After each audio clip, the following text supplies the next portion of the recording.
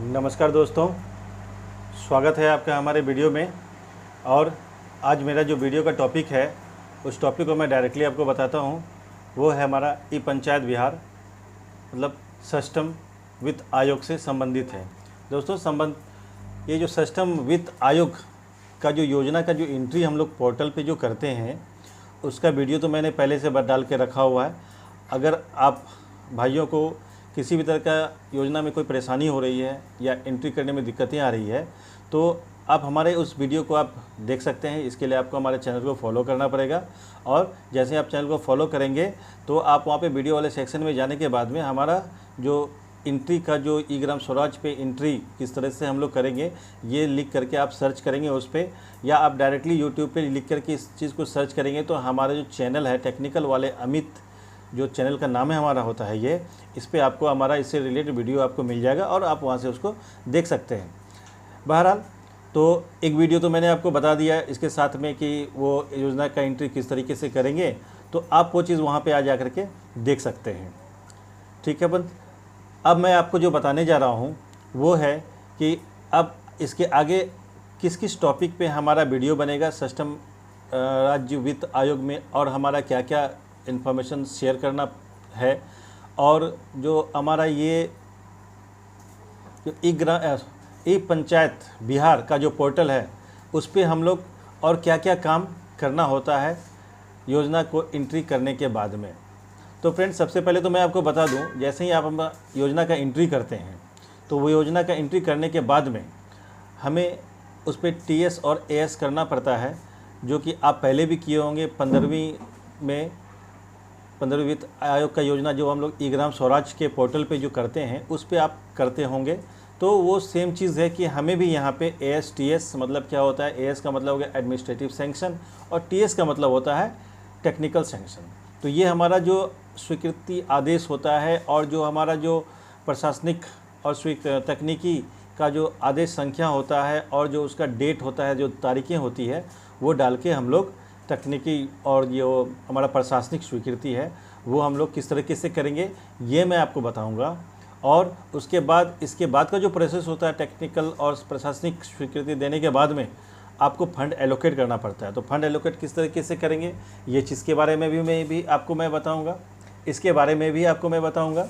और उसके बाद का जो प्रोसेस होता है, अब आपने यहाँ पे क्या किया, योजना का एंट्री कर लिया। योजना एंट्री करने के बाद में आप उसको टीएस एएस कर लिए। टीएस एएस करने के बाद में आप फंड एलोकेट कर लिए। फंड एलोकेट करने के बाद में जो हमारा जो योजना है उसका क्रियान्वित करने के लिए अब उसको जियो टैग वाले ऑप्शन पे जाना पड़ेगा। तो जियो टैग का भी हमें वहाँ पे परमिशन देना होता है। अब जियो टैग का परमिशन आप दे दिए वहाँ पे, तो वो किस तरीके से होगा जियो टैग का परमिशन, इसके बारे में भी मैं आपको बताऊँगा। यहाँ तक होने के बाद में अब आगे का जो सबसे मेन जो प्रोसेस होता है, जो सबसे मुख्य काम जो होता है वो होता है क्या, जो हमारा योजना जो क्रियान्वित हुआ है उसमें लगने वाला जो मटेरियल है और उस पर जो काम करने वाले जो लेबर हैं उनका भुगतान हम लोग किस तरीके से करेंगे। तो मैं आपको स्टेप बाय स्टेप इन सभी चीज़ों के बारे में अलग अलग वीडियो में बनाऊंगा और आप उसे देखेंगे बिना स्किप किए हुए, और आपको सारी बातें क्लियरली समझ में आएगी। और आप इस वीडियो को देख करके आप खुद से भी आप इन सभी चीज़ों की एंट्रीज आप अपने कंप्यूटर पे बिना किसी से पूछे हुए आप कर सकते हैं। फ्रेंड्स, ये मेरा वादा है, मेरे वीडियो को देखने के बाद में आपको किसी से भी पूछने की ज़रूरत नहीं पड़ेगी। तो सबसे पहले चलिए, योजना के बारे में मैंने आपको बता दिया, तो अब मैं आपको बताता हूँ टीएस और एएस किस तरीके से करेंगे, तो ये मैं आपको बताता हूँ। तो इसके लिए मुझे क्या करना पड़ेगा फ्रेंड्स, हमेशा की तरह आइए आपको डैशबोर्ड पे लेके चलते हैं। तो आइए शुरू करते हैं। फ्रेंड्स, मैं अपने डैशबोर्ड पे आ चुका हूं, आप देख सकते हैं। और अब मैं आपको सबसे पहले डैशबोर्ड पे अपना जो क्रोम ब्राउज़र है सबका फेवरेट, उसको हम लोग ओपन कर लेते हैं। यहाँ पे ये देखिए मैंने ओपन कर लिया है। और सबसे पहले हम लोग यहाँ पे क्या सर्च करेंगे, ये कुछ पूछने की बात नहीं है, बस हम लोग यहाँ पे ई पंचायत सर्च करेंगे। यहाँ पे देखिए आ गया, देख लीजिए, आप लोगों को भी दिख रहा होगा। अब यहाँ पे ई पंचायत बिहार पे हम लोग क्लिक करेंगे। क्लिक करने के बाद में हमारा जो इंटरफेस आएगा उस इंटरफेस में ऑफिशियल लॉगिन का ऑप्शन दिखता है, तो हम लोग ऑफिशियल लॉगिन वाले ऑप्शन पे जाते हैं, यहाँ पे क्लिक कर लेते हैं।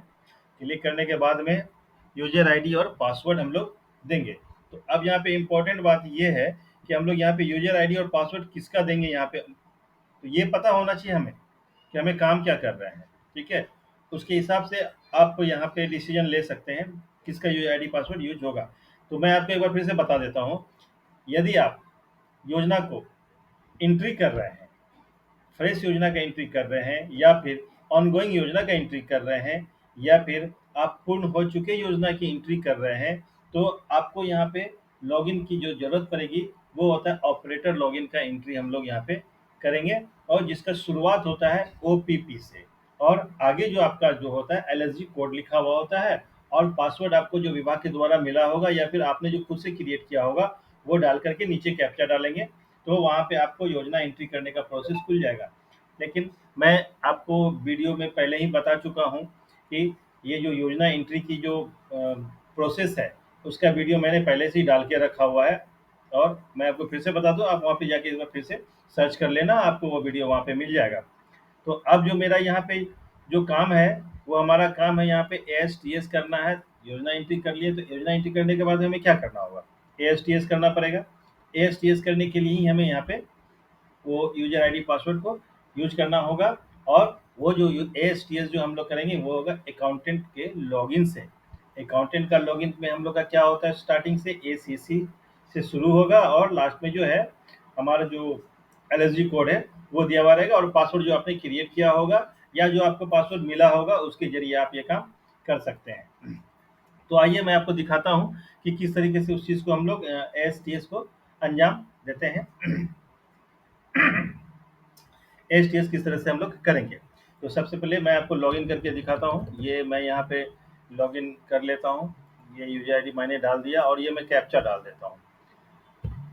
तो कैप्चा आप किसी भी तरीके से डाल सकते हैं, इसमें वो आपका वो स्मॉल हो या फिर कैपिटल लेटर जो आपको दिख रहा है वही कुछ, स्मॉल लेटर या कैपिटल कुछ भी दे सकते हैं, वो आपका एक्सेप्ट करता है। लॉगिन वाले ऑप्शन पे जाके क्लिक किया, तो ये देखिए हमारा एक नया इंटरफेस हमारा यहाँ पे खुल के आ गया है, जो हमारा यहाँ पे सीधा मेरा जो पंचायत है वो पंचायत का नाम दिख रहा है, यूजर आईडी दिख रहा है। ठीक है, तो मैंने आपको क्या बोला था, AS और TS करना है। ASTS वाला हमें ऑप्शन कहाँ पे मिलेगा, अगर आपको कोई कंफ्यूजन होता है तो वन बाय वन जो मेन्यू दिख रहा है आपको लेफ्ट हैंड साइड में, जो बिहार सरकार का लोगो है उसके नीचे लिखा हुआ फाइनेंशियल मैनेजमेंट, और उसके नीचे बहुत सारा मेन्यू दिखा हुआ।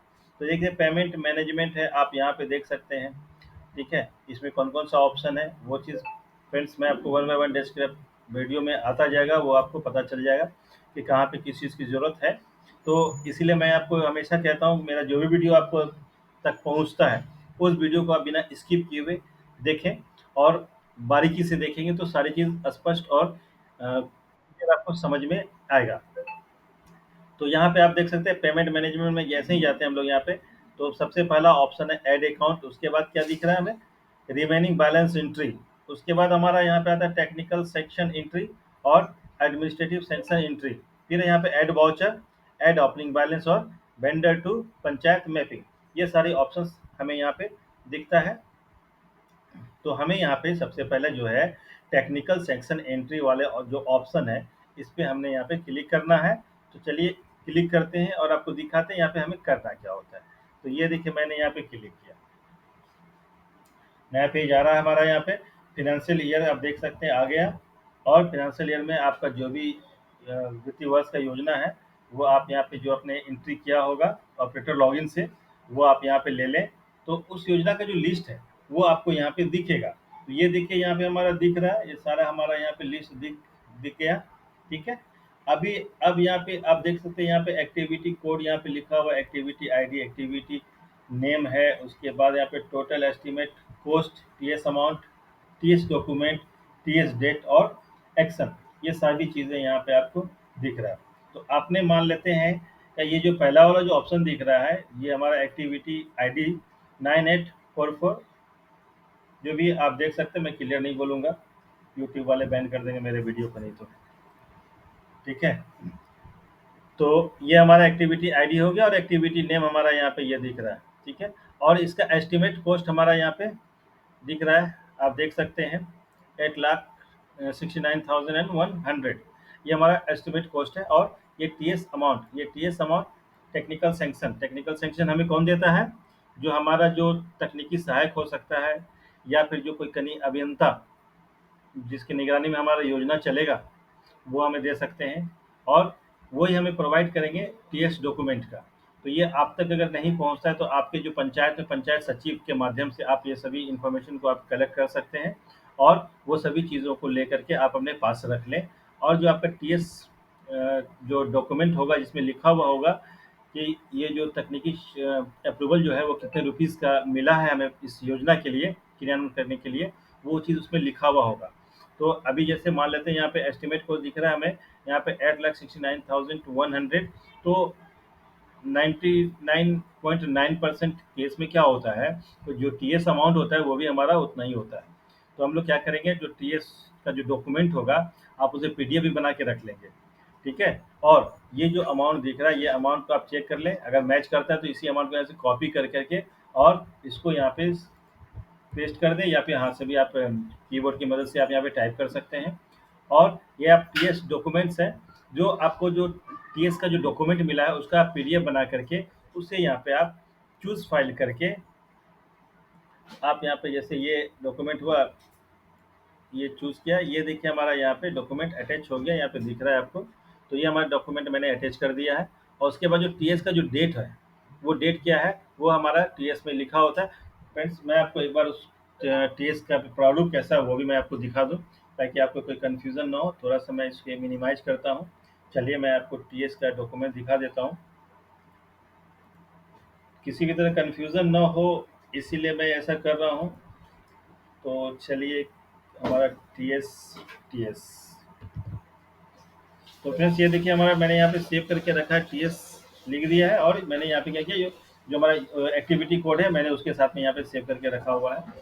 तो ये भी देख लीजिए हमारा मेरा। और इस तरीके से क्या होता है कन्फ्यूजन, ये भी टीएस है और ये भी टीएस है, तो इसमें कोई कन्फ्यूजन हमें नहीं होता है कि टीएस है हमारा कौन सा एक्टिविटी कोड है। तो मैं इस तरीके से करता हूँ, आप अपनी सुविधा के अनुसार से अपने फाइल को रीनेम करें, ताकि आपको जब फाइल को जब अटैच करेंगे वहाँ पे आपको कोई कन्फ्यूज़न ना हो। तो मैं आपको टीएस ये खोल के दिखा देता हूँ। ये मैंने यहाँ पे टीएस खोल लिया है। तो आप देख सकते हैं तकनीकी प्रतिवेदन यहाँ पे लिखा हुआ है, और उसके बाद यहाँ पे तकनीकी आदेश लिखा हुआ है, फिर दिनांक लिखा हुआ है, योजना का नाम लिखा हुआ है। ये आप मैं थोड़ा सा घेर देता हूँ, योजना का नाम देख लिया होगा आपने। और ये सभी चीज़ें जो आप देख सकते हैं यहाँ पे एक्टिविटी कोड है। और ये हमारा जो राशि जो मैं आपको बता रहा हूँ, प्राकृत राशि यहाँ पे जैसे दिख रहा है 5,10,000 ऐसा दिख रहा है यहाँ पे। तो ये आप देखें यहाँ पे तकनीकी सहायक का यहाँ पे साइन करके दिया हुआ है यहाँ पे। तो ये जो हमारा जो तकनीकी का जो प्रतिवेदन होगा, जो फॉर्मेट होगा, इस तरीके से होगा। और यहाँ पे आपका आप देख लेंगे प्राकृत राशि यहाँ लिखा हो कितने का है, तो वो चीज़ आप देख लें यहाँ पे। और यही राशि आपको यहाँ पे जो ई पंचायत का जो पोर्टल है, जो सिस्टम का जो एंट्री का टीएसएस करने के लिए जो ये टीएस अमाउंट है वो हम लोग यहाँ पे देंगे। और उसी डॉक्यूमेंट का यहाँ पे पीडीएफ को यहाँ पे ब्राउज कर लेंगे। और जो डेट है, यो डेट आप यहाँ पे देख सकते हैं। ये देखिए यहाँ पे ये डेट मिला हुआ, जैसे यहाँ पे 15/8/2024 लिखा हुआ है। तो आप यहाँ पे 15/8/2024 लिख भी सकते हैं इस तरीके से। मैं यहाँ पे कीबोर्ड की मदद से लिख लिया। और आप अगर ऐसे टाइप करने में कोई परेशानी हो रही, कोई कठिनाई हो रही है, तो आप यहाँ पे बगल में कैलेंडर का एक सिंबल बना हुआ है, तो शो डेट पिकर है। तो आप यहाँ पे उस डेट को यहाँ पे पिक कर से और पिक करके यहाँ पे आप ले सकते हैं। और इतना करने के बाद में ये जो अपडेट वाला जो ऑप्शन है, ये अपडेट वाले ऑप्शन पे आपने यहाँ पे क्लिक करना है। जैसे आप यहाँ पे अपडेट वाले ऑप्शन पे क्लिक करेंगे तो ये आपका ये जो योजना है 98449 एक्टिविटी कोड की जो योजना है, इसका टीएस हो जाता है।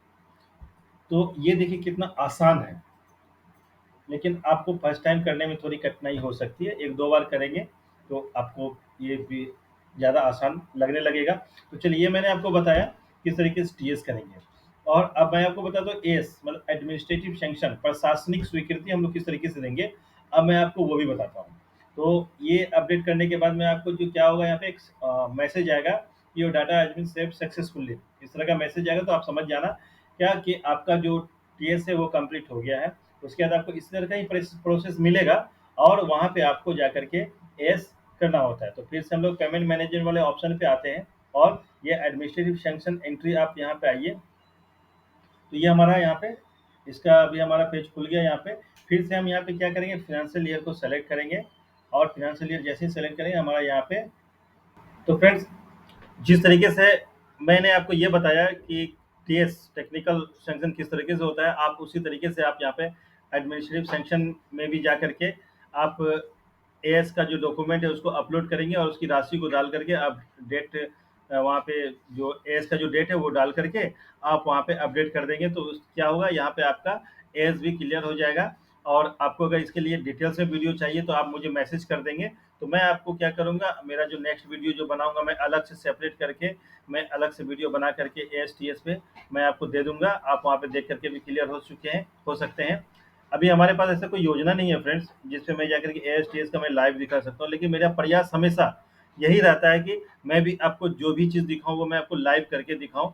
तो उससे होता क्या है, एक तो मेरा काम हो जाता है और दूसरा फ़ायदा क्या होता है कि ये वीडियो क्रिएट हो जाता है कि मेरे जो भाई बंधु हैं उनको ये काम में आ जाता है।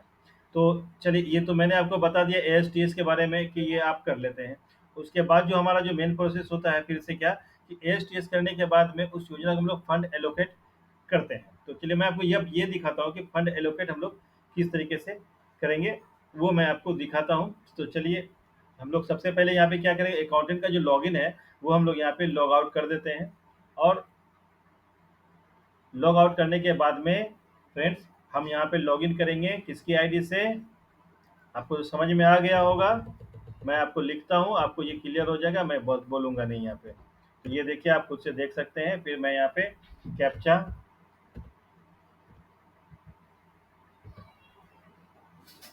अच्छा मैं बता रहा हूँ आपको, ये ऑपरेटर का आईडी है, ये चीज़ है। मेरा भाई है बगल में बैठा हुआ है, वो भी जानना चाहता है। वो भी हमारा जो है कार्यपालक सहायक है किसी पंचायत में। तो वो भी पूछ रहे थे कि वो किस तरह से कौन सा आईडी आप लिख दिए हैं। तो ये मैं इनको बताया, आप लोग समझदार है ये, तो इनको छोड़ दीजिए। बगल में बैठा रहता है लेकिन इनको कुछ समझ में नहीं आता है। तो चलिए, ये ऑपरेटर लॉगिन से लॉगिन करने के बाद में हम लोग यहाँ पे यूआईडी पासवर्ड फिल करने के बाद में यहाँ पे लोग लॉगिन वाले ऑप्शन पे क्लिक करते हैं। तो मैंने यहाँ पे लॉगिन कर लिया ऑपरेटर लॉगिन को। और अब यहाँ पे मैं आपको दिखा रहा हूँ फंड एलोकेट किस तरीके से हम लोग यहाँ पे करेंगे। तो उसके लिए सबसे पहले हम लोग आ जाएंगे यहाँ पे मास्टर एंट्री पे। और यहाँ पे सॉरी दोस्त, थोड़ा सा कन्फ्यूजन मुझे हो गया, एक्चुअली ये मास्टर एंट्री नहीं होगा, ठीक है। तो आप यहाँ पे आ जाएंगे, यहाँ पे एक्टिविटी प्रोग्रेस है, यहाँ पे टेक्निकल सेंक्शन है। तो ये भी सभी चीज़ें यहाँ पे दिख रही है यहाँ पे। तो आप यहाँ पे एक्टिविटी फुल है, आप यहाँ पे देख लें। और पंचायत डेवलपमेंट प्लान यहाँ पे देख लें। तो ये वाला जो ऑप्शन दिख रहा है पंचायत डेवलपमेंट प्लान, यहाँ पे हमें यहाँ पे जो फंड एलोकेट करना होता है इस वाले ऑप्शन पे आपको मिलेगा। तो फ्रेंड्स, मैं आपको फिर से रिपीट करता हूँ इसी बात को मैं, और एक बार फिर से मैं आपको बता दूं, फंड एलोकेशन का जो ऑप्शन है वो हमें यहाँ पे पंचायत डेवलपमेंट प्लान के में मिलेगा। और यहाँ पे हम लोग किस तरीके से फंड एलोकेट करेंगे अब मैं आपको इसके बारे में बताऊंगा। और ये बिल्कुल आप देखें स्टेप बाय स्टेप। तो ये हम लोग यहाँ पे, और ये हमारा कहाँ से किसके लॉगिन से होगा, ये ऑपरेटर के लॉगिन से होगा। ठीक है फ्रेंड्स, ऑपरेटर लॉगिन से हम लोग फंड एलोकेट करते हैं और इसी जगह से होगा। तो आइए मैं आपको अब रजिस्टर प्लान पे क्लिक करके दिखाता हूँ और किस तरीके से फंड एलोकेट करेंगे वो वाला ऑप्शन भी आपको मैं दिखाता हूँ। तो चलिए, ये हमारा इंटरफेस आ गया है। और ये देखिए यहाँ पे एक्टिविटी पूल यहाँ पे हमें दिख रहा है यहाँ पे। और एक्टिविटी पूल दिखने के बाद में हमारा यहाँ पे फिर से एक्टिविटी कोड इधर में दिख रहा है। और यहाँ पे एक्टिविटी नेम दिख रहा है, एस्टिमेट कॉस्ट और एक्टिविटी आउटपुट। तो फ्रेंड, ये चीज़ें हमें यहाँ पे दिख रही हैं सारी चीज़ें। अब हमें यहाँ पे फंड एलोकेट करना है। जैसे मान लेते हैं कि ये जो हमारा पहला नंबर वाला जो एक्टिविटी कोड है 98420, इस योजना का हमें यहाँ पे क्या करना है, हमें यहाँ पे इस योजना का फंड एलोकेट करना है। तो फंड एलोकेट करने के लिए हम यहाँ पे क्लिक हेयर, आप देख सकते हैं सबसे लास्ट में अंतिम में क्लिक हेयर का जो ऑप्शन है इस पे हम लोग यहाँ पे क्लिक करेंगे। तो जैसे ही हम लोग यहाँ पे इस पे क्लिक करते हैं तो हमारा इस तरह का एक इंटरफेस आता है।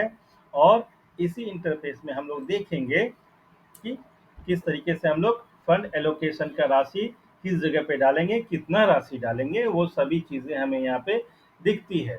तो आप यहाँ पे सबसे पहले देखिए कि यहाँ पे हमारा टोटल अवेलेबल बैलेंस दिख रहा है। यहाँ पे ये जो आप ऑप्शन देख रहे हैं, ये हमारा टोटल अवेलेबल बैलेंस है। उसके बाद जस्ट उसके नीचे में आप देखिए development tight fund available balance. तो अब यहाँ पे आपका ये टाइट फंड का अवेलेबल बैलेंस कितना है वो दिख रहा है। यहाँ पे जस्ट उसके नीचे में आप देख सकते हैं कि जनरल फंड का बैलेंस है, फिर डेवलपमेंट अनटाइड फंड अवेलेबल का बैलेंस कितना है वो दिख रहा है हमें, और उसके बाद सबसे अंत में मेंटेनेंस फंड अवेलेबल बैलेंस, मतलब मेंटेनेंस फंड में हमारे पास कितनी राशि बची हुई है वो हमें दिखता है। बची हुई मैं इसलिए यूज बता रहा हूँ कि हो सकता है कि बहुत सारे भाइयों ने पहले से कुछ योजना करके रखा हुआ होगा और उनको यहाँ पे कुछ जो पैसे होते हैं उन्होंने कुछ खर्च करके रखा हुआ होगा, तो हमारा यहाँ पे जो बैलेंस होता है, जो खर्च किया की हुई जो राशि होती है वो यहाँ पे माइनस करके ही हमारा यहाँ पे दिखता है। तो अब यहाँ पे जो आपने एएसटीएस का जो अमाउंट है, जो आपने वहाँ पे जो किया एएसटीएस का, उस राशि को हमें यहाँ पे फंड एलोकेशन में आपको यहाँ पे, जैसे मैं यहाँ पे 5,10,000 मैंने यहाँ पे डाल दिया, और ये डालने के बाद में आपको नीचे में आपको दिखता है ऑप्शन। थोड़ा सा पेज में यहाँ पे छोटा करता हूँ ताकि वो सारा का सारा चीज़ क्लियर करके दिखा सकूँ मैं आपको। तो ये देखिए अब हमारे यहाँ पे सेव का ऑप्शन है। फिर मैं इसे लाइव करके नहीं दिखा पा रहा हूँ, ठीक है, और लाइव करके भी आपको मैं बहुत जल्दी इस पे एक सेपरेट अलग से वीडियो बना करके मैं दे दूंगा, क्योंकि बहुत सारे भाइयों को इसके लिए दिक्कतें आ रही हैं। तो मैं सोचा कि चलिए इस पे कुछ नया वीडियो अपलोड कर देते हैं। तो यहाँ पे और इस ये ख्याल आने के बाद में मैंने ऐसा किया। बहुत जल्द मैं आपको लाइव वीडियो भी बना के दूंगा। और आप यहाँ पे क्या किए, ये फंड एलोकेट में आप यहाँ पे फंड दे दें, और यहाँ पे जो सेव वाला जो ऑप्शन है, सेव पे आप यहाँ पे क्लिक कर देंगे। जैसे ही आप यहाँ पे सेव करेंगे तो आपको यहाँ पे save successfully, record save successfully का मैसेज आएगा। और उस मैसेज का आने का मतलब ये होता है कि आपने जो योजना प्रविष्टि की थी, जिस योजना की आपने एएसटीएस किया था, उस योजना का फंड एलोकेशन आपने कर दिया है। तो चलिए यहाँ तक तो मैं आपको क्लियर करके बता दिया। क्या क्या बताया मैं आपको एक बार फिर से रिकैप देता हूँ कि सबसे पहले हमने यहाँ पे ऑपरेटर के लॉगिन से योजना की एंट्री की, और एंट्री मैंने किस तरह से किया वो सभी चीज़ें मैंने आपको बताया था। और मैंने ये भी बताया इस वीडियो में मेरा वो योजना एंट्री का डिटेल्स में यहाँ पे कोई चर्चा मैंने नहीं की है, और उसका जो लिंक है मैं आपको इस वीडियो के डिस्क्रिप्शन में डाल दूंगा, और आप उसके डिटेल्स में जा कर के जो मैंने आपको बताया था मेरे चैनल को आप सब्सक्राइब कर लें। और सब्सक्राइब करने के बाद में आपको जो मेरा वीडियो का जो लिस्ट मिलेगा, उस वीडियो की लिस्ट में आप मेरे उस जो ई पंचायत में योजना की एंट्री, योजना की प्रविष्टि किस तरीके से करें, ये वाला जो आपको थंबनेल दिखेगा, उस थंबनेल पे जाके क्लिक करेंगे और आपको योजना से संबंधित सारी की सारी जानकारियाँ उस वीडियो में आपको मिल जाएगी।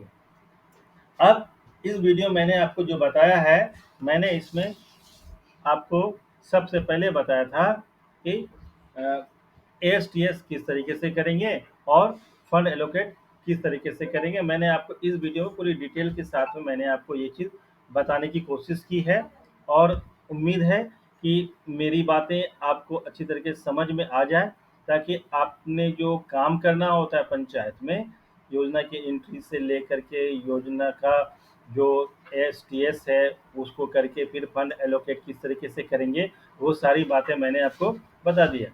फ्रेंड्स, इसी बीच में मैं आपको एक इन्फॉर्मेशन भी शेयर कर देता हूँ, और वो इन्फॉर्मेशन सिर्फ और सिर्फ हमारे कार्यपालक सहायक जो बिहार में के पंचायती राज डिपार्टमेंट में काम कर रहे हैं, ठीक है, उनके लिए बहुत ही ज़्यादा इम्पोर्टेंट है, और उन सभी कार्यपालक सहायों के लिए भी इम्पोर्टेंट है जिनका जो सैलरी है, जो वेतन है, पूरे एक साल में अगर वो 3 लाख से ज़्यादा का वेतन उठाते हैं, तो उनको सितंबर महीने में उनको प्रोफेशनल टैक्स 1,000 रुपये जमा करना पड़ेगा। तो फ्रेंड्स, तभी जा कर के अब ऐसा एक आदेश आया है कि हमारा जो नेक्स्ट सैलरी मिलेगा वो हम यहाँ पे प्रोफेशनल टैक्स जमा करेंगे, उसके बाद ही हमारा नेक्स्ट सैलरी आएगा। नहीं तो जब तक ये प्रोफेशनल टैक्स हमारा जमा नहीं होगा तब तक हमारा सैलरी नहीं आएगा।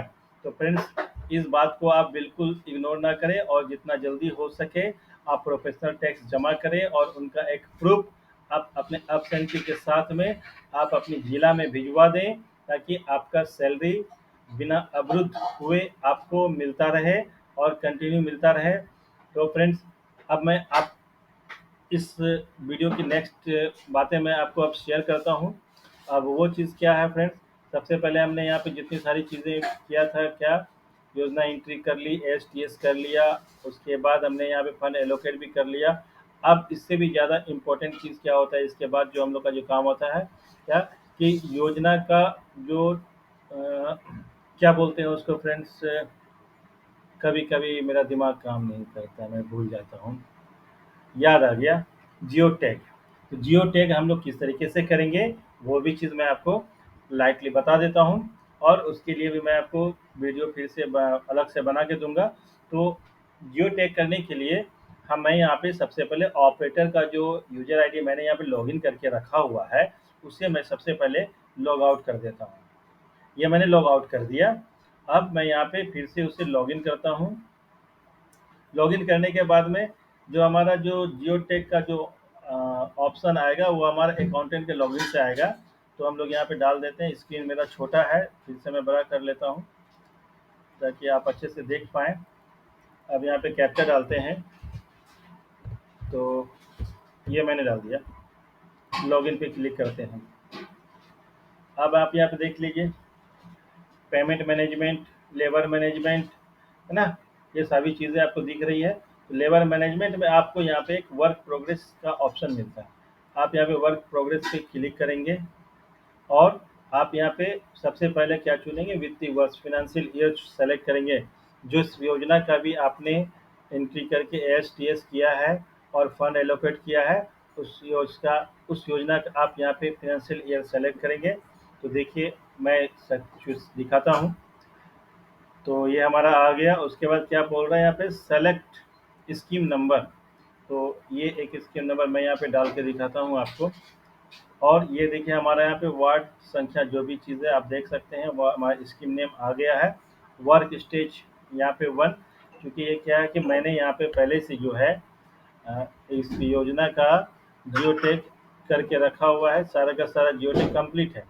तो आपने यहाँ पे क्या करना है, वर्क स्टेज में आपको 1 देना है, और जो आपका प्रशासनिक डेट है, ठीक है, वो डेट आप यहाँ पे स्टार्ट डेट में दे देंगे, या 1-2 दिन का बाद का भी डेट देंगे तो वो चलेगा, वहाँ पे कर सकते हैं।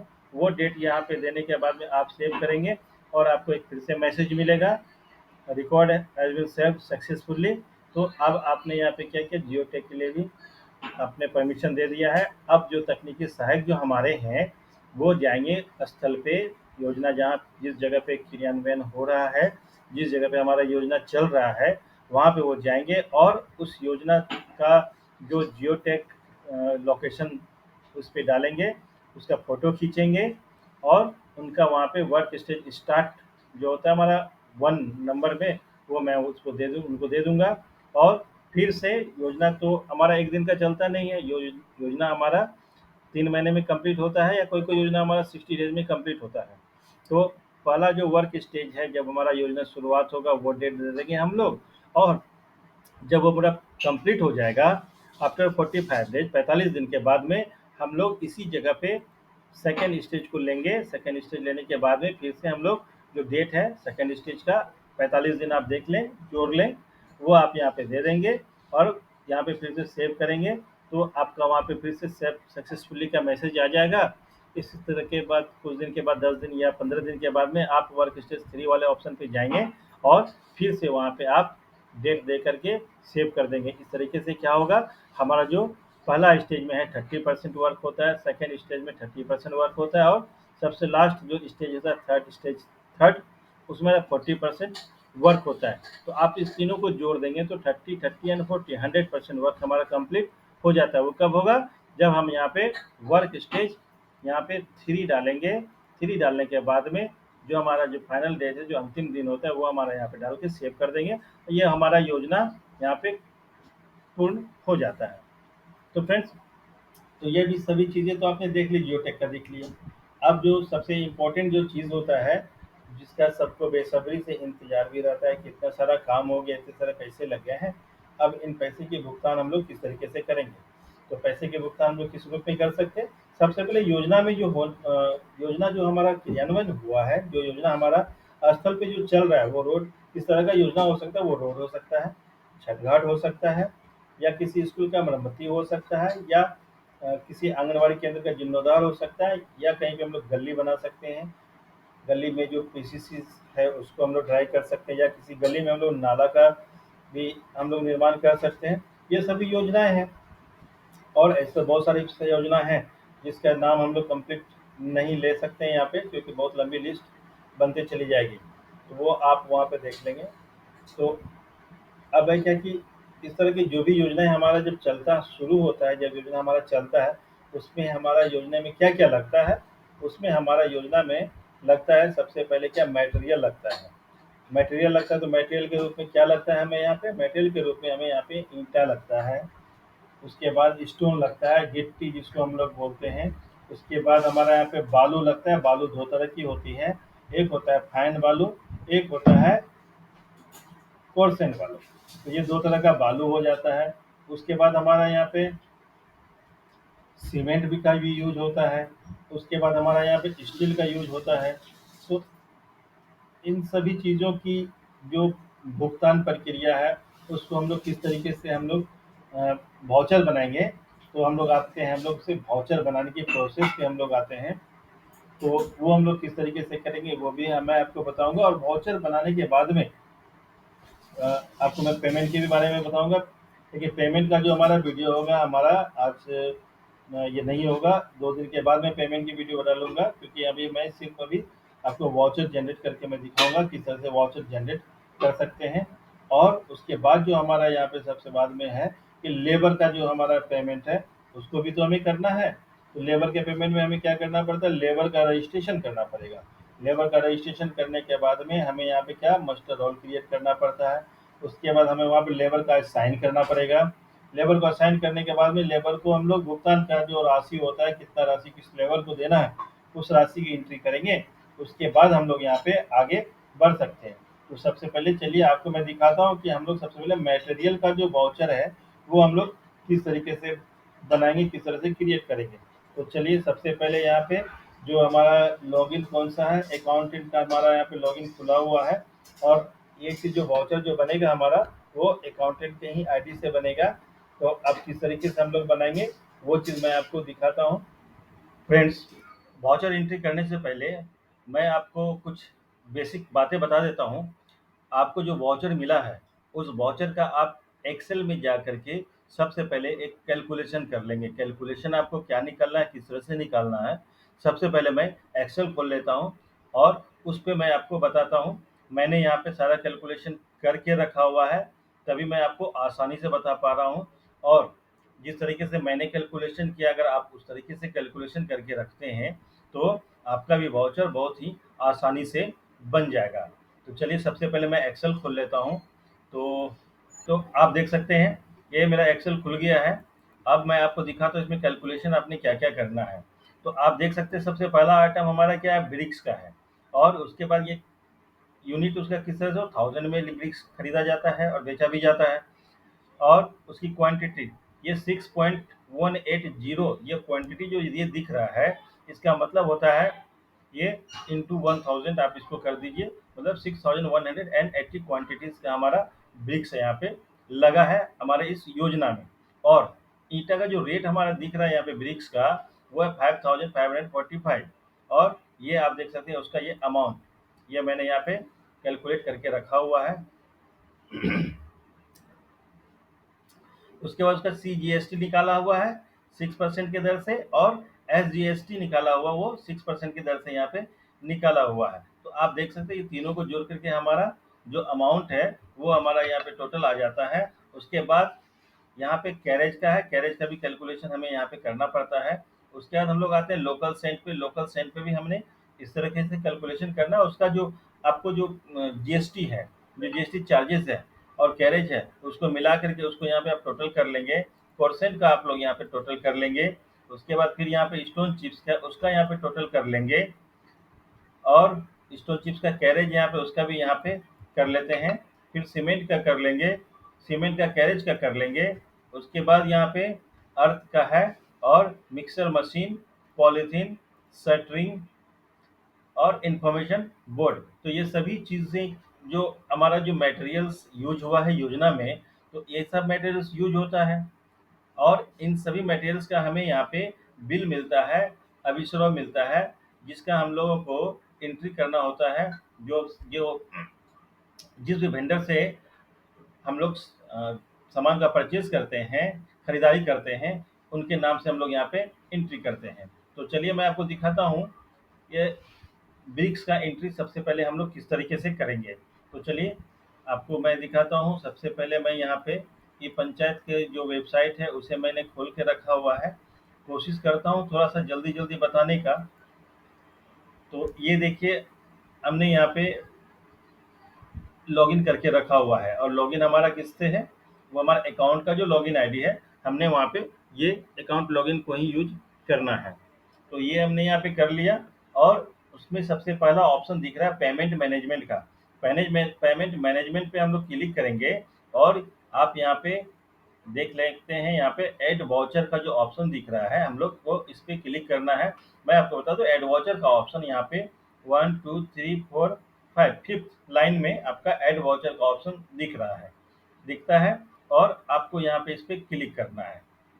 जैसे ही आप इस पे क्लिक करेंगे, आपके सामने वाउचर एंट्रीज का नया एक पेज खुल करके आ जाएगा। तो फ्रेंड्स, यह भाई आप देख सकते हैं आ गया हमारा यहाँ पे। अब यहाँ पे क्या दिख रहा है, फिनेंशियल ईयर आपने लेना है 2023 और 24 का दिख रहा है। यहाँ पे 2022 और 23 का दिख रहा है, और 2021 और 22 का दिख रहा है। हमने यहाँ पे जो मैंने जो योजना ली थी, तो 2023-24 में योजना लिया हुआ था मेरा यहाँ पे। अब हमने यहाँ पे इसी वित्तीय वर्ष को हमें यहाँ पे सेलेक्ट करना है।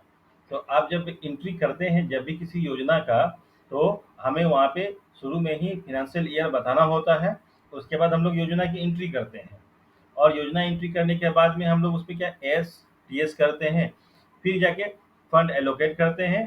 उसके बाद फिर योजना को हम लोग जियोटेक के लिए जाता है हमारा। तो जियोटेक पे जाने के बाद में हमारा जो ये पेमेंट मोड में हमारा जो योजना है वो हमारा आता है। उसके बाद ही हमारा ये ऐड वाउचर करके हम लोग पेमेंट वाले मेन्यू सेक्शन पे जा करके हम लोग वाउचर क्रिएट कर सकते हैं। तो हमारा यहाँ पे फंड हेड है, तो यहाँ क्लिक करेंगे, और यहाँ पे देख सकते हैं 6 फाइनेंस, इसके हम लोग ले लेंगे। ये मैंने ले लिया। उसके बाद एक एक्टिविटी स्कीम, आपका जो भी एक्टिविटी स्कीम है वो आप यहाँ पे ले लें। तो मैंने यहाँ पे ले लिया। स्कीम का जो नाम है वो मैंने यहाँ पे सेलेक्ट कर देता हूँ।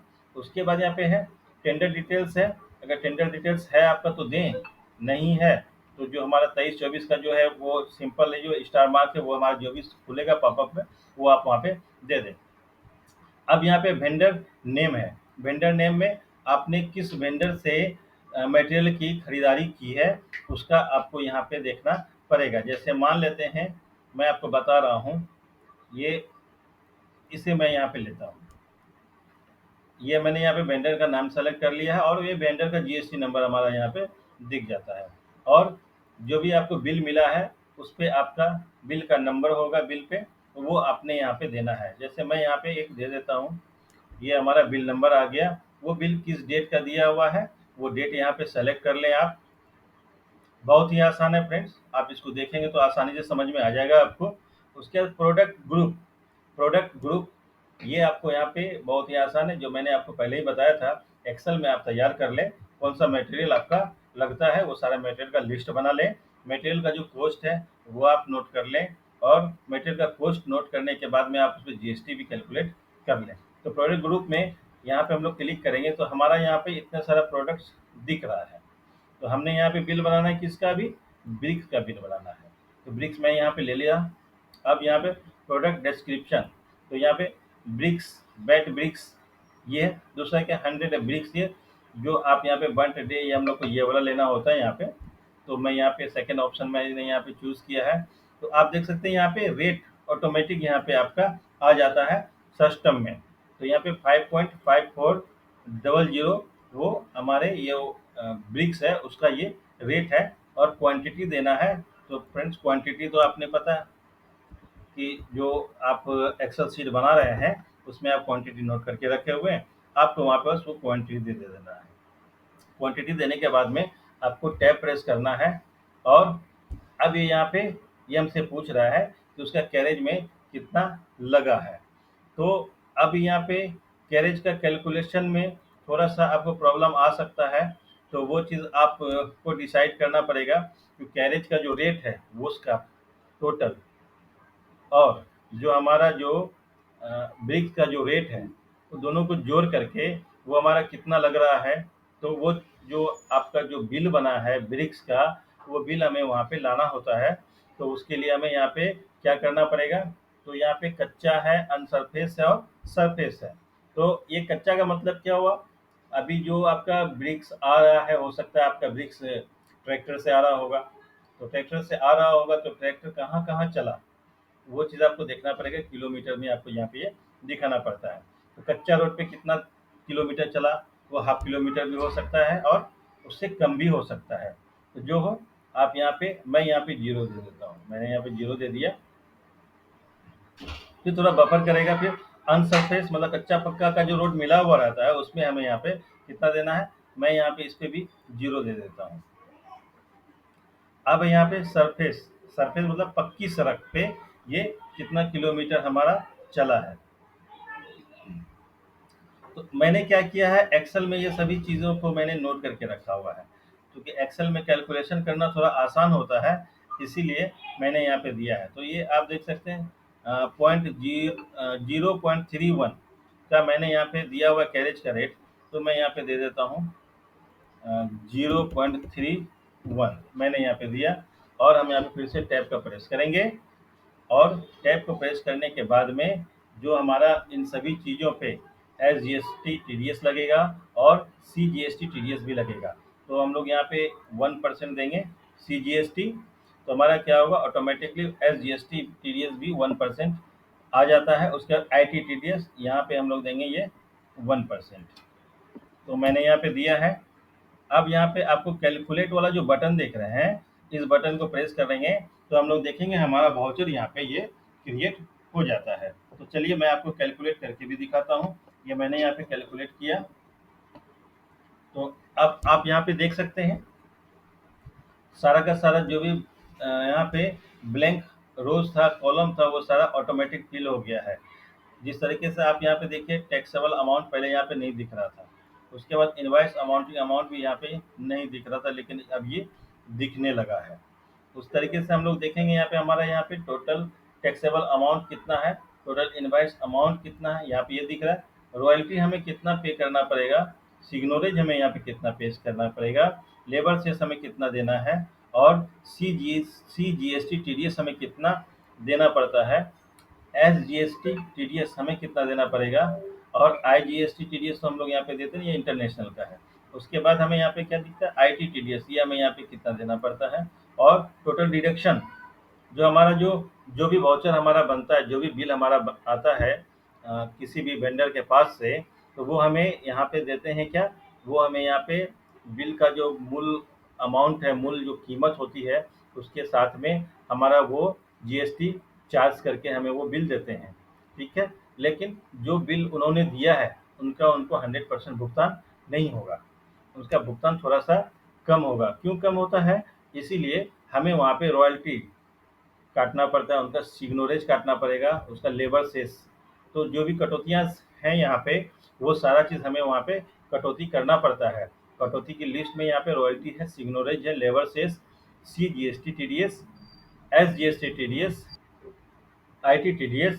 उसके बाद इन सभी को जोड़ेंगे हम लोग, यहाँ पे टोटल डिडक्शन हमारा दिखता है 5074 ₹5074 का हमारा ये कटौती है। मतलब उन्होंने जो भी बिल वाउचर दिया है हमें, उस वाउचर में हमें यहाँ पे ₹5074 का कटौती करने के बाद में जो पेबल अमाउंट बनता है वो हमारा ₹37,123 का पेबल अमाउंट बना। और इन दोनों को जोड़ेंगे जब हम लोग, तो ये हमारा जो एक्सेल खोलता हूँ, इसको आप देखेंगे तो ये वाला अमाउंट हमारा यहाँ पे इस फिगर को और इस फिगर को जोड़ेंगे तो वो हमारा आ जाता है उतना का। ठीक है फ्रेंड्स, अब हम लोग यहाँ पे आगे क्या करेंगे, हम लोग स्क्रीन को मैं थोड़ा छोटा कर लेता हूँ तो सारा चीज़ दिखेगा हमें यहाँ पे।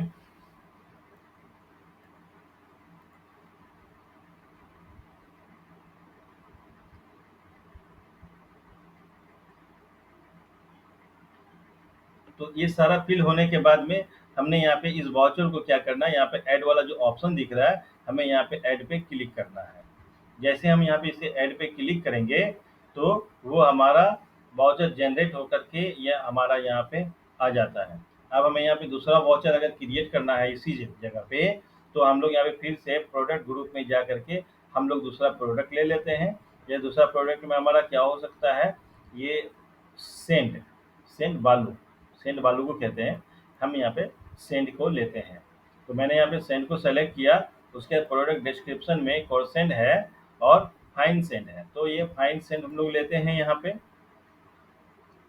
तो ये यहाँ पे आपको रेट दिख रहा है, तो मैं आपको रेट क्लियर करके दिखा दूँ। ये देख लीजिए यहाँ पे रेट दिखा, और यहाँ पे हमें यहाँ पे क्वांटिटी देना पड़ता है। जैसे हमने वहाँ पे ब्रिक्स में वाले जो वाउचर है उसको जनरेट करने में दिया था, तो रेट पहले से दिखा और क्वांटिटी हमारा यहाँ पे दिखता है।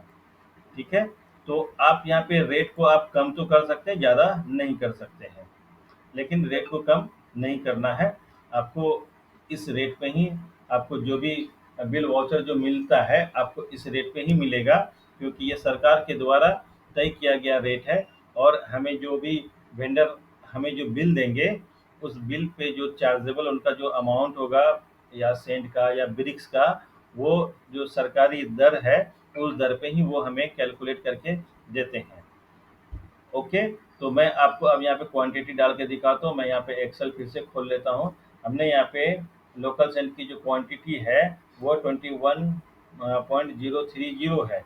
तो हम लोग यहाँ पे वो क्वांटिटी हम लोग यहाँ पे देते हैं, तो 21.03 ये मैंने यहाँ पे डाल दिया।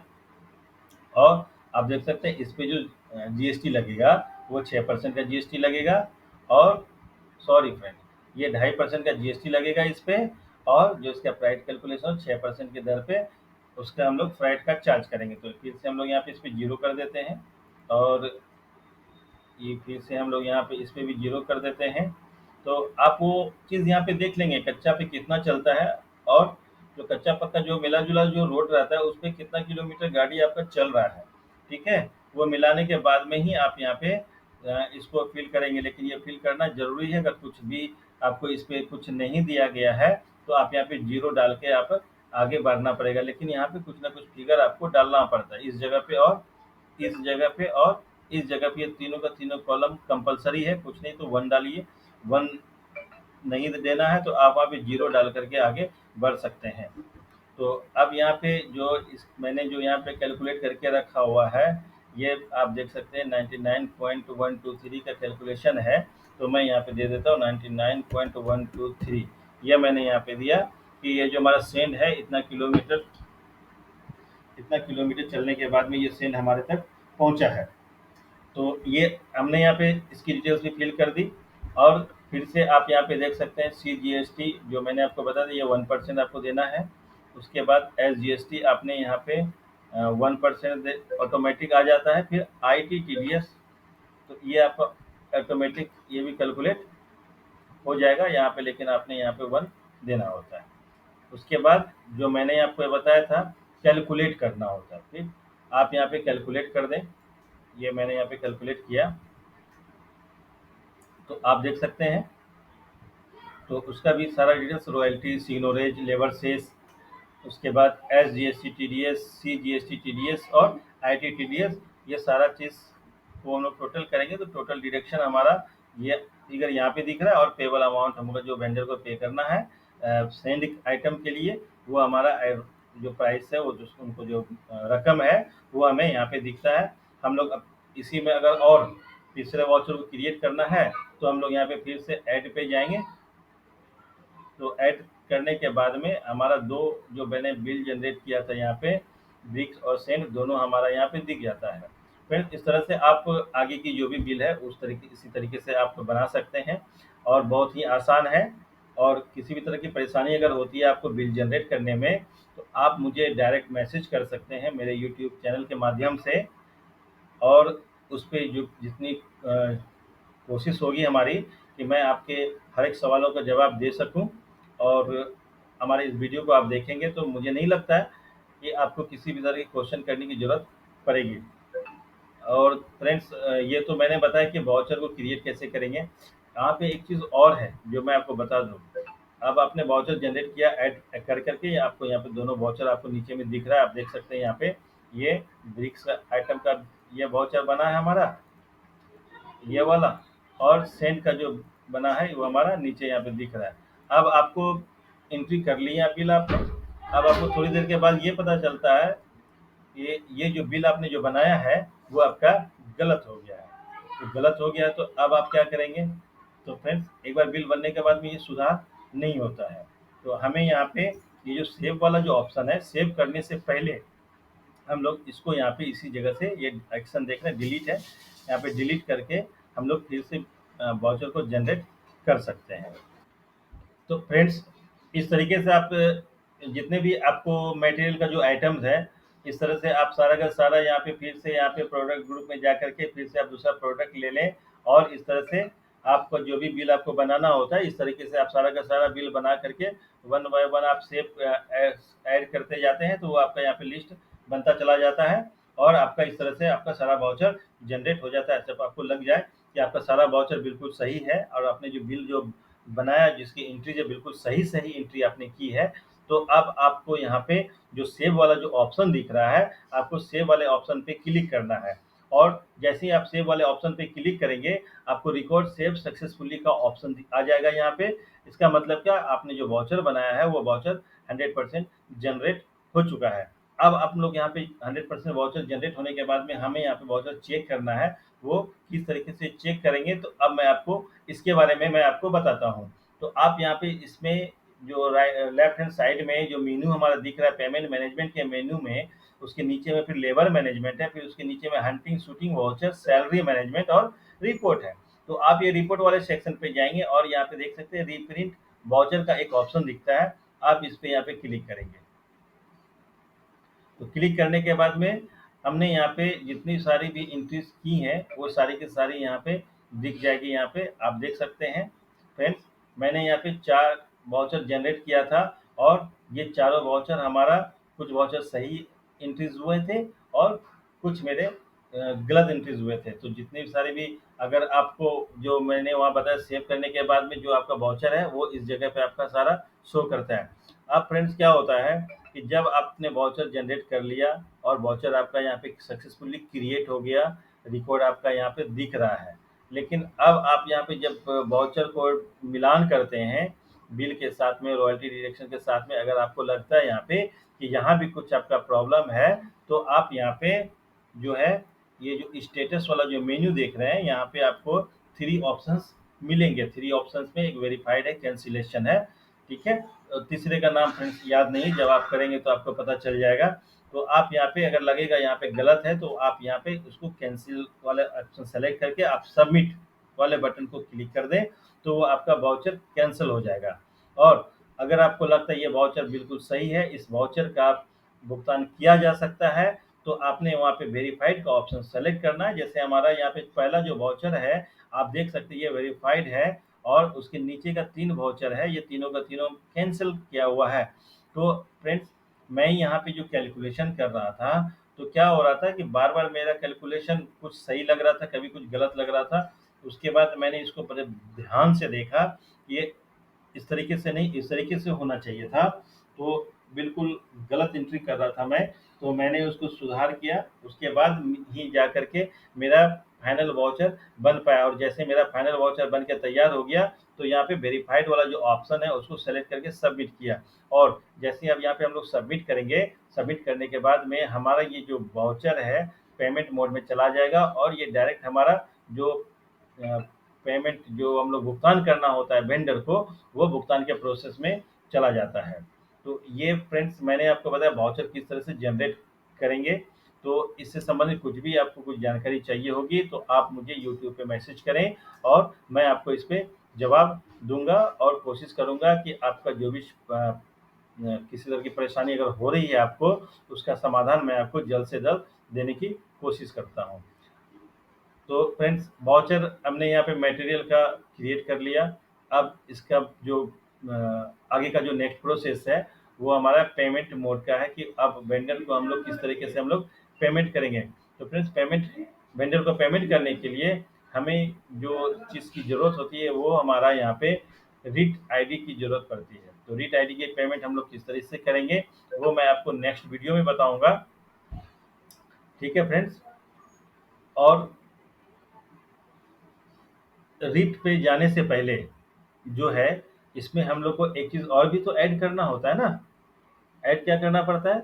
लेबर की एंट्रीज हमें यहाँ पे ऐड करनी होती है। लेबर आज के वीडियो में मैंने आपको ये बताया कि हम लोग एएस कैसे करेंगे। एएस मतलब एडमिनिस्ट्रेटिव सेक्शन हम लोग किस तरीके से करेंगे। उसके बाद मैंने आपको बताया टीएस किस तरह से करेंगे, टेक्निकल सेंक्शन हम लोग किस तरह से करेंगे, और ये दोनों करने के बाद में फंड एलोकेट किस तरीके से करेंगे। मैं आपको एक रिकैप देने की कोशिश कर रहा हूँ शॉर्टकट में, जितनी जल्दी हो सके मैं जल्दी जल्दी बताने की कोशिश करता हूँ। तो सबसे पहले यहाँ पे ऊपर नीचे हो गया, मैं इसे यहाँ पे ठीक कर लेता हूँ, फिर मैं आपको एक रिकैप देता हूँ। सबसे पहले टीएस, फिर यहाँ पे एएस। तो टीएस और एएस हम लोग किसके माध्यम से करेंगे? कौन सा आईडी हमारा यहाँ पे होगा? अकाउंट का आईडी होगा, अकाउंटेंट का आईडी होगा। और हम लोग एएस किसकी आईडी से करेंगे? वो भी हमारे यहाँ पे अकाउंटेंट की आईडी से हम लोग करेंगे। टीएस और एएस दोनों हम लोग यहाँ पे अकाउंटेंट की आईडी से हम लोग करेंगे। उसके बाद टीएस एएस करने के बाद में हमें यहाँ पे फंड एलोकेट करना होता है। फंड एलोकेट हम लोग यहाँ पे ऑपरेटर की आईडी से करेंगे। फ्रेंड्स यहाँ तक क्लियर है? उसके बाद फिर जब ऑपरेटर आईडी से जब हमारा फंड एलोकेट हो जाएगा, फिर से हम लोग वापस हम लोग अकाउंटेंट की आईडी से जा करके जियो टेक के लिए उसके परमिशन देते हैं हम लोग, जहाँ पे वो 30% की भुगतान का वाउचर भी क्रिएट कर सकते हैं। ये सारा चीज़ होने के बाद में हमारा जो योजना है, हमारा जो स्कीम है, वो हमारा यहाँ पे ऑनगोइंग मोड में चला जाता है। और इतने होने के बाद में अब तो हमारा यहाँ पे योजना भी चल रहा है। जैसे ही 30% हमारा यहाँ पे काम कंप्लीट होता है तो हम लोग यहाँ पे मटेरियल भुगतान के प्रोसेस में जा सकते हैं। आप चाहें तो मटेरियल का जो वाउचर का पेमेंट है वो 30% के दर से कर सकते हैं, क्योंकि जियो टेक जो हमारा होगा वो 3 स्टेज में होगा। हमारा यहाँ पे 3 स्टेज में हमारा यहाँ पे जियो टेक होगा, तो 3 स्टेज में हमारा यहाँ पे भुगतान भी दे सकते हैं। 3 स्टेज में हमारा यहाँ पे 30 + 40 इक्वल्स टू 100%। तो ये हमारा इस तरीके से यहाँ पे भुगतान का प्रोसेस हमारा यहाँ पे होता है। और आप चाहे तो 30%, 40% करके भी आप वाउचर जनरेट कर सकते हैं। और ये वाउचर जनरेट करने के लिए जो मटेरियल का जो वाउचर है वो किस तरीके से होगा, मैंने आपको ये भी बताया है, अपने इस वीडियो में बताने की कोशिश की है। फ्रेंड्स आप लोग काफ़ी समझदार हैं, मुझे पता है कि आप लोग थोड़ा देखेंगे ज़्यादा समझ जाएंगे। हालांकि मैंने कोशिश की आपको पूरी की पूरी जानकारी देने के लिए। उसके बाद मटेरियल वाउचर जब हम लोग क्रिएट करते हैं उसमें हमने आपको बताया कि वाउचर हम लोग किस तरीके से ऐड करेंगे, उसके बाद सेव करेंगे और डिलीट करेंगे। ये सारी चीज़ें मैंने आपको बताने की कोशिश की है। और फ्रेंड्स मेरे इस वीडियो को आप लाइक कीजिए, शेयर कीजिए, उन लोगों तक मेरी इस वीडियो को ज़रूर पहुंचाएं जो भाई हमारे यहाँ ई पंचायत पोर्टल पे काम करते हैं और जिनको ई पंचायत पोर्टल पे काम करने में कठिनाई हो रही है, उन तक ये वीडियो शेयर करें ताकि उनको किसी भी तरह की अगर परेशानी होती है तो मेरे इस वीडियो को देख करके वो अपनी समस्या को समाधान ढूंढ सकते हैं। और अगर उनको किस तरह की परेशानी होगी तो वो भी मुझे मैसेज कर सकते हैं, मैं उन्हें भी रिप्लाई करूँगा। तो फ्रेंड्स मेरे इस वीडियो को ज़्यादा से ज़्यादा पंचायत सहायक, खास करके जो पंचायत में हमारे बिहार में जो 38 डिस्ट्रिक्ट्स हैं और 38 डिस्ट्रिक्ट में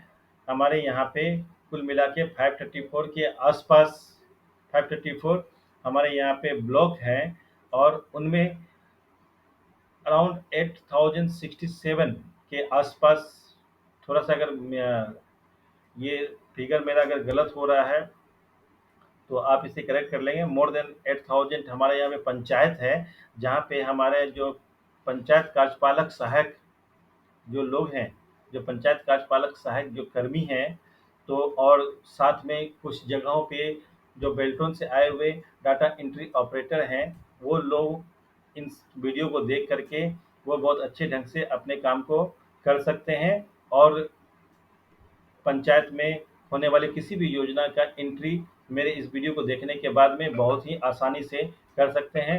तो फ्रेंड्स, बहुत बहुत शुक्रिया मेरे इस वीडियो को देखने के लिए और मेरे इस वीडियो को लाइक करने के लिए। तो फ्रेंड्स, अगर आपने भी मेरे इस वीडियो को अभी तक लाइक नहीं किया है, सब्सक्राइब नहीं किया है, तो फ्रेंड्स चलिए आइए हम लोग के साथ में जुड़िए और मेरे इस वीडियो को लाइक शेयर ज़रूर करें और मेरे चैनल को सब्सक्राइब करके बेल आइकन के बटन को प्रेस करें ताकि मेरा जो आने वाला जो वीडियो होगा उसका नोटिफिकेशन आपको सबसे पहले मिलेगा।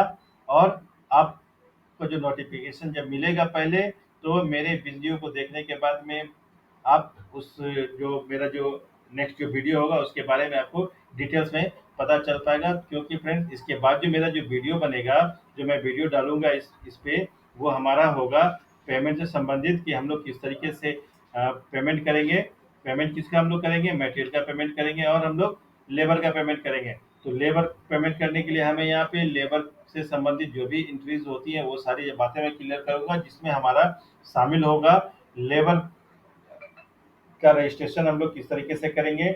उसके बाद लेबर का रजिस्ट्रेशन करने के बाद में हम लोग मास्टर रोल क्रिएट कैसे करेंगे, फिर लेबर को असाइन कैसे करेंगे, लेबर को असाइन करने के बाद में उस पर हम लोग यहाँ पे हम लोग पेमेंट मोड में हम लोग किस तरह से ला सकते हैं, इस पे संबंधित हमारा वीडियो होगा। तो फ्रेंड्स, मेरे इस वीडियो को ज़्यादा से ज़्यादा पंचायत में कार्यरत कर्मियों तक पहुँचाएँ और उनको ये मेरा वीडियो हेल्पफुल हो, ये मेरी आशा है। तो फ्रेंड्स, फिर से मेरे वीडियो को लाइक, सब्सक्राइब और बेल आइकन के बटन को प्रेस करें और मेरे नोटिफिकेशन को प्राप्त करें। शुक्रिया, बहुत बहुत धन्यवाद।